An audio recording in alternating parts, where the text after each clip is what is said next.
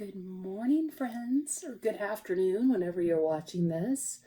So good to see you. I get to continue our thread. I am blessed for relationships. Now, I don't know about you, but I treasure the people in my life. Sometimes we have seasons of loneliness, and relationships are what get us through. We have talked in the past about being friends, and the way to have a friend is to be a friend. But I was thinking about my life like a quilt. I don't know if you know what a quilt is, but a lot of the women in my family used to sew, and they made these beautiful quilts like this beautiful quilt made of pieces of fabric, of other pieces of clothing, and then they would pull them together and sew them with a backing and a filler, and then quilt them or sew them together. So 3 layers.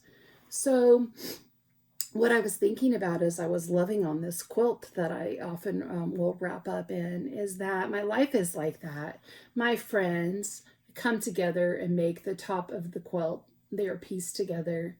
The back of the quilt are our solid rock people. And for me, the relationship, honestly, I'm the most grateful for is that of my mother. My mother is, she's pretty amazing. I was blessed with a beautiful mom inside and out. She was very young, widowed, in her early 20s with 2 little kids. I was an infant. This is my mom. Isn't she beautiful? She loves me.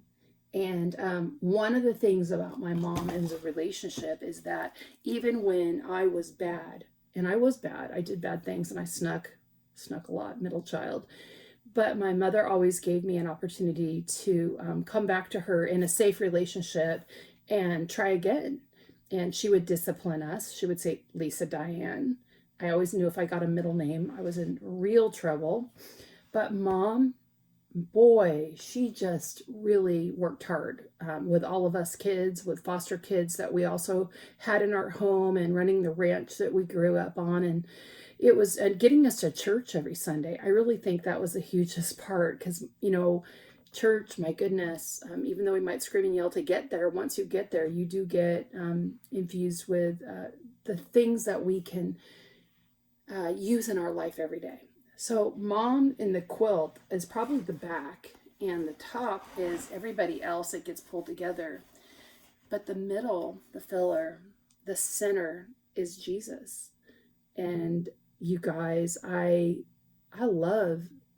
so blessed and grateful for the relationship that I have with God, who pulls it all together. Because see, if I didn't have God in all of it, I wouldn't have the forgiveness part, and relationships can be really brutal. I recently have had to deal with, in my professional life, a couple of families that have a lot of anguish over incomplete relationships, and then someone died unexpectedly. And I wanted to just say, when I had this opportunity today to share with you, is that sometimes we have to build a bridge and get over it. That's really blunt.